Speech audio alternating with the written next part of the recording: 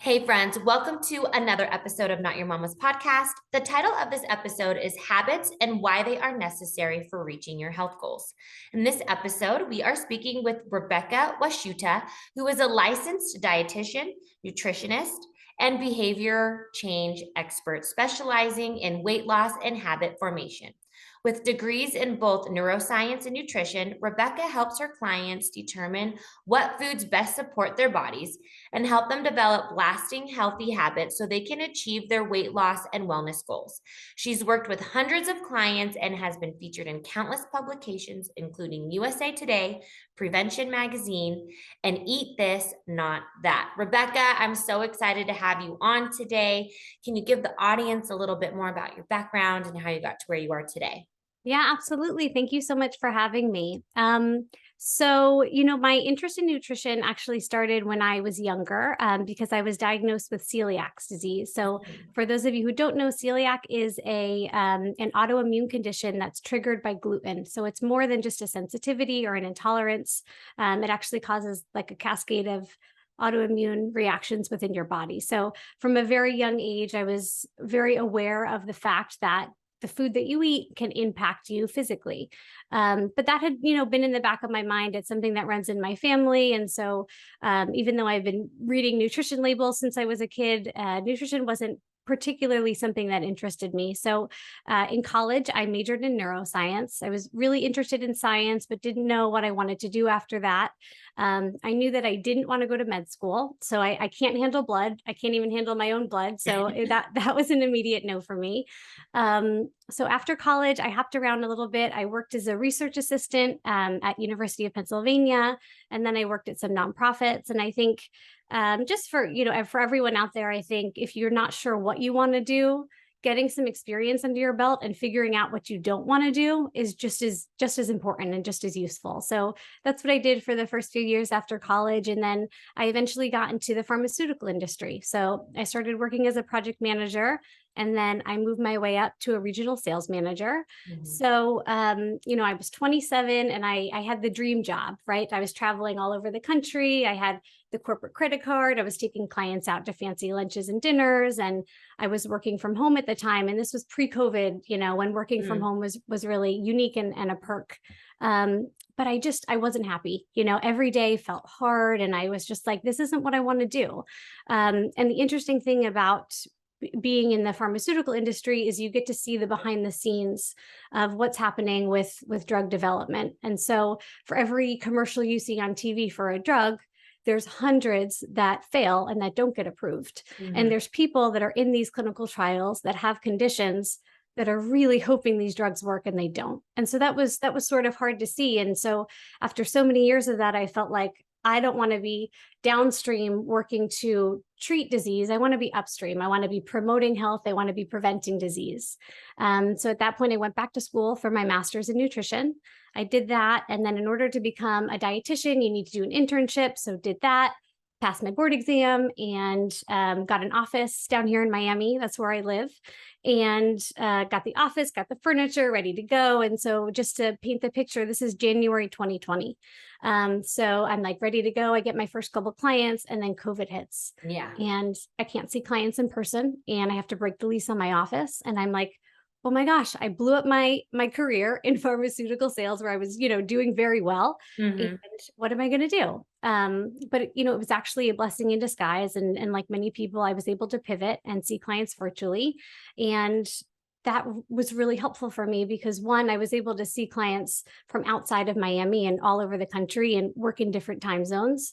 And I was able to see more clients than I typically would, right? Because it's easier to hop on back to back Zoom calls than it is to go to actual physical meetings. So during the pandemic, it was also a good time for me personally because people were, paying attention to their health. And there was Mhm. a big link between obesity and severe COVID. And so, I Yeah. think people were paying attention more. And so I was able to see in those 2 years hundreds of clients. And what I learned from working with all of those clients is One, there's no perfect diet. So if anyone tries to, push any specific diet on you without knowing your background or your preferences or your lifestyle, don't listen. It has to be personalized. But the other thing I learned was that information alone isn't enough. So when I looked at my clients who were able to lose weight, improve their health, and, maintain that long term, I noticed that they all created good habits. And Yeah. so I was really interested in this. So I dug into the research. I was able to leverage my background in neuroscience. And I developed a framework for quickly creating habits, because I feel like people, they think repetition is what you need to create a habit, but there's not. There's so much behavioral neuroscience about how to quickly build habits. And I think that's really important because we're all so busy and have so much going on. So that's something that I use with all of my clients now. And I actually took that framework and put it into a course because I'm only able to work with so many people one-on-one. So I wanted to make sure everyone had access to that. No, I love it. I think you're so right. Habits are what create success. And if you are looking to have a healthier lifestyle, you need to have habits in order to achieve those goals. But why do you think sometimes it's hard and difficult for people to actually create these habits? Yeah, I think people have good intentions, right? Like January 1st, the new year starts, people want to lose weight, they want to improve their health. And when you initially start, you have a lot of motivation. You're feeling good, you're feeling ready, right? It's a new month, it's a new week, it's a new year. But motivation isn't consistent. Motivation waxes and wanes and goes up and down. And so if you're only relying on motivation, it's never going to get you through, right? And we see that every year where gym memberships are bonkers for the first 2 or 3 weeks in January, and then everything dies off because life gets in the way, right? Motivation is impacted by your stress level, your emotional state, just like, what went on in your family or at work that day. It's not going to be consistent. And so if you are only relying on motivation to get you through, it's just not going to work. Yeah, no, I agree. So, what are your 4E frameworks to quickly creating habits? Yeah. Okay. So my 4 E's are emotions, ease, EASE, eyesight, and environment. And so I'll walk you through a few of those and give you some examples so you have an idea. Perfect. So the idea behind the emotions pillar, the very first one is that positive feelings reinforce behavior. And so this is really important, and this is everything basically ties back to this. And you can see this from if you look at the science, you can even see this in the neurobiology of addiction, right? So let's look at two of the most common drugs. Let's look at cocaine and meth, right? So the reason why people continue to use these drugs despite all of the havoc it's wreaking in their lives is because when they use the drugs, dopamine is released in their brain. They feel really good. And that dopamine actually reinforces the connection between neurons. And so it makes that behavior easier to do again. And Okay. so, that's an extreme example, but you can even see this with I call it fog eating, right? So you ever go into the kitchen and you have a cookie and then you're not paying attention and you have 20 cookies. You're like, how did that Yeah. happen? I wasn't even thinking about it. And it's the same idea that eating a cookie feels good and your brain wants to repeat behaviors that feel good. And this really dates back to our ancestors because hundreds of thousands of years ago, behaviors that felt good were crucial for our survival, right? So like social connection and building a tribe, crucial. So we can, have that unit.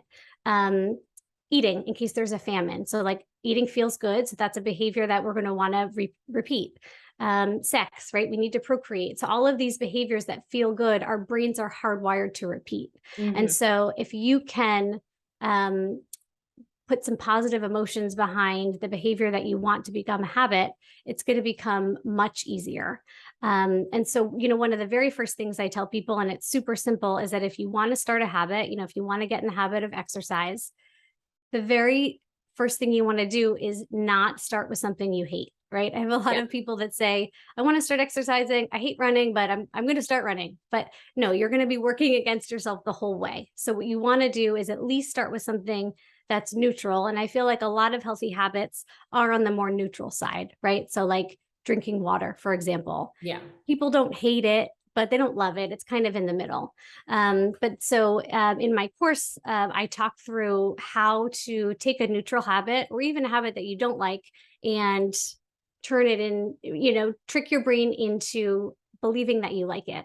And so an example of this is something that you may have heard of. It's called the facial and postural feedback theory. And so this is the idea that when you put a pencil in your mouth and you smile, your brain interprets that and says like, oh, Christina's feeling happy, right? And so this is because your brain not only controls your body, but it's also at the same time monitoring your body to understand like, what's my heart rate? What's my breathing level? Like, am I sweating? How do I feel right now? Right? Your brain's trying to like pick up on those cues.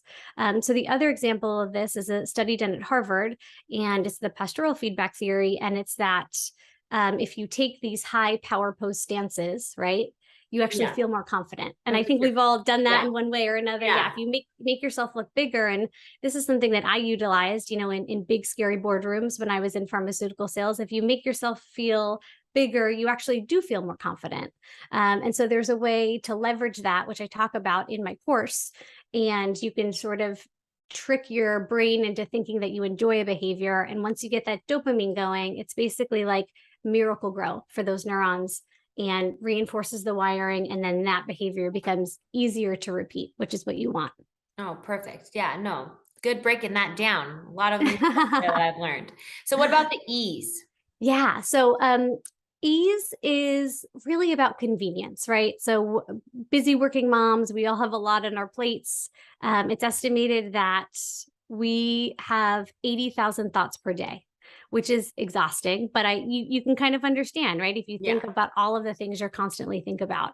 So what you want to do is you want to make a new behavior as easy as possible. You want to just get rid of all of the obstacles to make it easy, because we really are inclined to take the path of least resistance. So the other important thing to note here is that if you allow yourself to make a decision,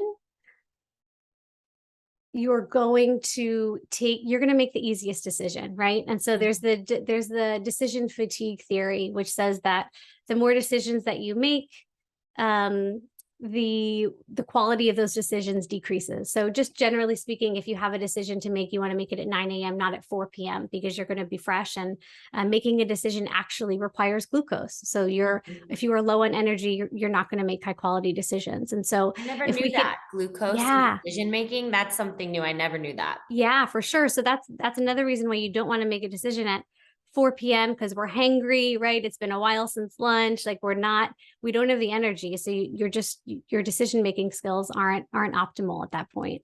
Do you ever think that, like, sorry to interrupt, but like the first thought is the right decision instead of like overthinking it? Like the first thing that comes to your mind sometimes is like the right one. Yeah, I think your gut decision is the right one, but I also think it depends on how you're feeling. Yeah. If this is the first thought you have and it's 4 p.m. and you're tired, your brain is inclined to preserve calories, preserve energy, and it's going to do the easiest thing possible.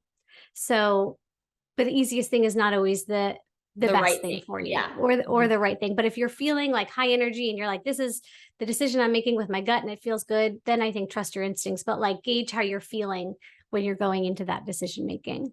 Okay, so back to ease. So basically what we want to do is we want to make it as easy as possible, take away most of the decisions, and so I tell my clients we want to scale it back and break it down. So if your goal is to, start running, and your first goal is 5 miles, if you haven't gone for a run in 4 years, that's not good. We want to scale it back. We want to make it easy. And that's also because, again, going back to the emotions pillar, positive feelings wire in behavior, right? And I help you to repeat that behavior. So if you scale that goal back to half a mile and you hit that and you achieve that, you're going to feel good. You're going to want to do it again the next day. On the flip side, if you set your goal for 5 miles, you leave your house and you're out of breath and give up after 3 blocks, you're going to feel discouraged. And then your brain is going to say, hey, I didn't like the way I felt after that run yesterday. I felt discouraged. I felt like I was unsuccessful. I don't want to do that again. right? Mhm. So then you have these negative feelings that are associated with it. So you really want to try to aim for these small wins and get as many small wins under your belt as possible to really build up those positive feelings, because that's what's going to help to make that behavior into a habit. Hey, friends, I hope you are enjoying this week's episode of Not Your Mama's podcast. This podcast would not be possible if it wasn't for the support of you, my wonderful community. To support Your Mama's podcast, please click the support link right down below, and you can donate just as little as 99 cents. Also, follow me in the Shop Like to Know It app, where you can follow me with all my exclusive content, all the way from baby products I love, fashion and style, and everything in between. Now let's get back to the episode. And then eyesight.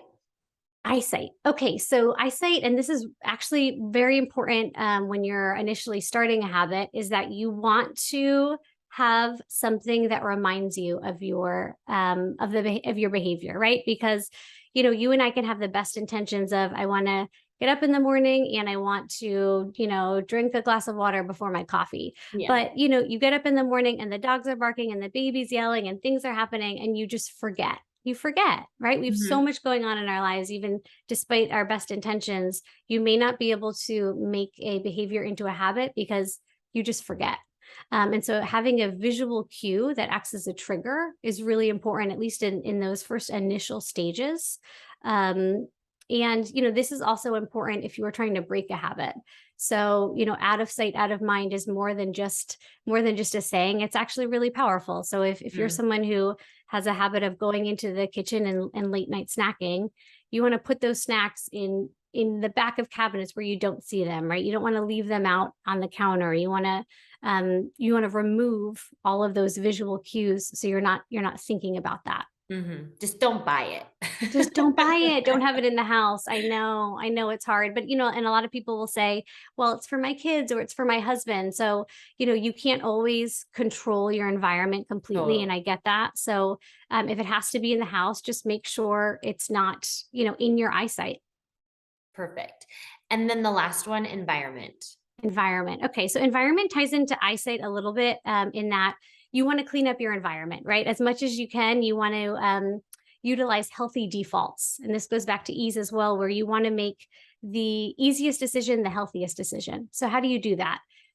You put healthy food in your fridge, right? You put healthy food in your cabinets, because it's easy to open up your fridge. And if you have junk food there, that's what you're going to eat. But if you have fruit chopped up and dip and vegetables ready to go, that's what you'll eat. So you really want to clean up your environment to the best of your ability, so that it's easy for you to make the right decision. The other thing about environment is it's also your social environment, right? And the people we surround ourselves with. So often we are influenced by friends and family and we don't even know it.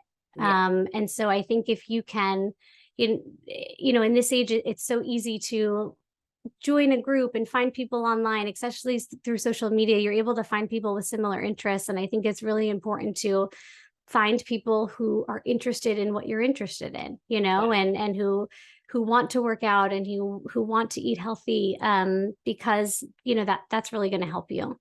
The other aspect of environment is paying attention to, how you're motivated, right? And what type of accountability you need. So for me, I'm someone who needs external accountability, right? If I say I'm going to do yoga tomorrow, I'm likely not going to do it. But if I make a plan to meet a friend for yoga, I'm going to get up and do it. So I will never let a friend down. I've never missed a work deadline, but when I make commitments to myself, they're easier to break. Totally. And so a lot of people are also that way. And so some people need a dietitian, a trainer, a health coach, or even just, a spouse, a partner, someone to go on this journey with you and help hold you accountable. And in some cases, if you can't find anyone, it doesn't even have to be someone who's doing it with you, but just tell people of your goals. Because I think once you start talking about it and you put it out there, that's the external accountability that you need, Mhm. right? If you like tell your friend, hey, check in on me. I'm going to go for a run 3 times this week. Can you check in with me on Friday? And so when they text you on Friday, you don't want to say, no, I didn't do it. That's going to be in the back of your mind. And just that little bit of accountability, I think, is super useful. I agree. Definitely. Accountability. I totally agree. So how can women improve their relationship with food and help them lose weight? Yeah. Um, I think that looking at the big picture of our relationship with food is so important when it comes to the weight discussion or just improving our health in Oh, yeah. general. The idea of restricting doesn't work for anyone. And so, what I like to tell people is, in the same way, if you have a healthy relationship with alcohol, you know that you can have a glass of champagne and you know how it's going to make you feel, right? So like I love a glass of champagne. I know it's going to make me feel like relaxed, a little buzzed, and then I know I'm going to feel sleepy. But so I know the right time and place for that. I know that that's great on a Friday evening, but that's not good on a Monday morning. So like Yeah. very few people are pouring themselves wine or champagne on a Monday morning, and I think it's the same with food. So it doesn't have to be good or bad food, but in the same way, like pay attention to your body, know how a donut's going to make you feel, right? Mhm. It's going to raise your blood sugar, it's going to raise your insulin, and then it's going to crash. So 2 hours later, you're going to be hangry. You're going to want to eat again before lunch. You're going to feel low on energy. And so it's like, donuts aren't bad, but maybe they're not the right food for a Monday morning, right? Maybe Yeah. that's a Saturday afternoon when you have nothing to do. And so I think if we can try to shift our perspective and think about food in that way, that it's not good or bad, but it's um, how does this food make me feel, and when's the best time to consume it? I think that's really helpful. No, it is a good perspective. Kind of like schedule it out, plan it out a Yeah. little bit, you know? No, I think that's such a great perspective.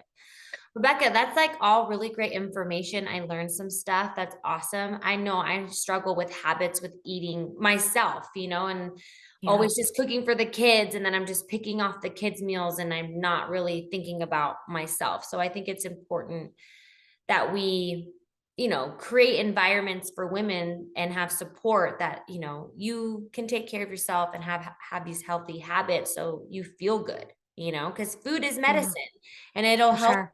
it can cure you, it can give you energy, and it can also make you tired. Yeah. So I have 4 questions that I ask all my guests, and I cannot wait to hear what your answers are. Okay. So my first one is, who and what inspires you? Ooh, okay. I am always inspired by people who, despite the success that they've had, continue to look at themselves and want to learn more, and look at the people around them and want to learn more. And so there's this book that I read a couple years ago. It's by Gretchen Rubin, and it's Mhm. called The Four Tendencies.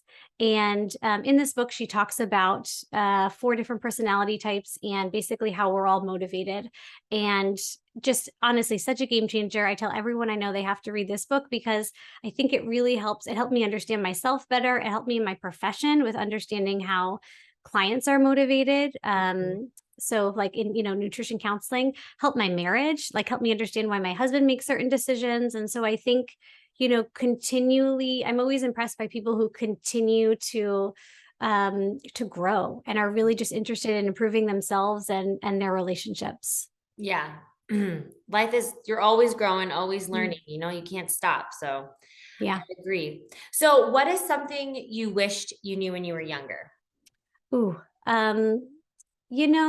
If I could, yeah, go back and I guess tell my 20-year-old self something, it would be not to take everything so seriously. I think in the moment, we tend to have tunnel vision, and you tend to say like, I need to get this done today, and then you realize like, no, you're fine. I have the next 60 years to do this, right? And so I think that would have saved me a lot of stress and anxiety in my 20s, and even in my very early 30s, to say like, you have time, you can make it work as far as like, career and family, and there's plenty of time. Don't take it all too seriously, enjoy yourself. Yeah, I know. I used to always be like, I'm behind in life. I'm behind in life. Yeah.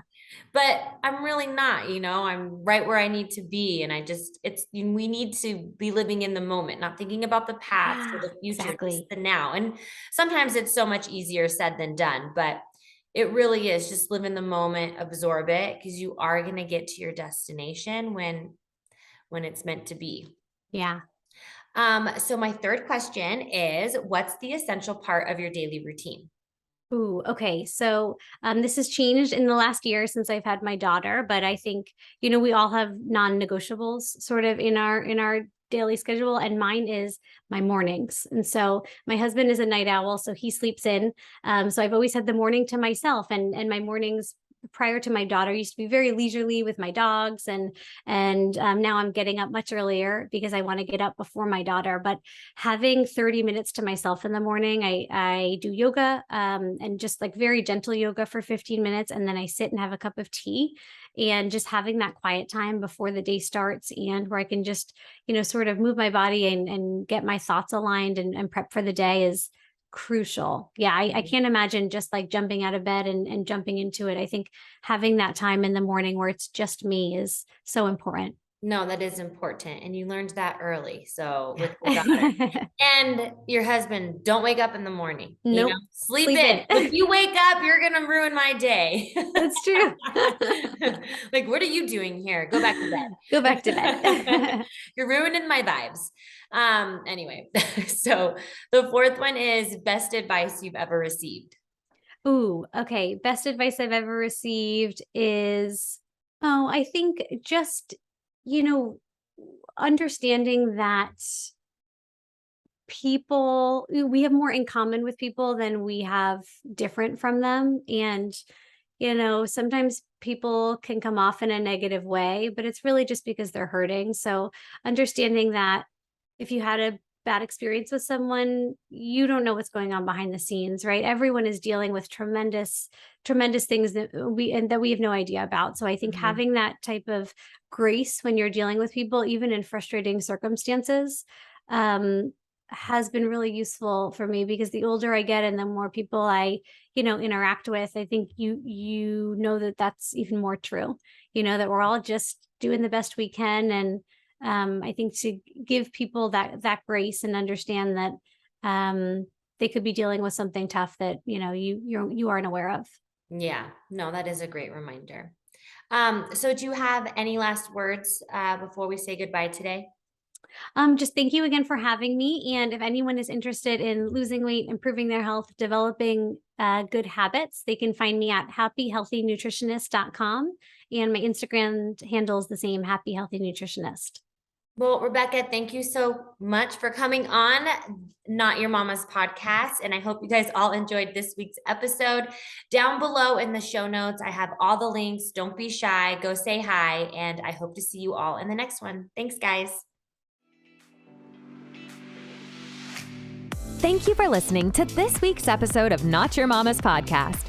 If you're enjoying the show, please feel free to rate, subscribe, and leave a review wherever you listen to your podcasts. We really appreciate it, and we'll see you in the next one.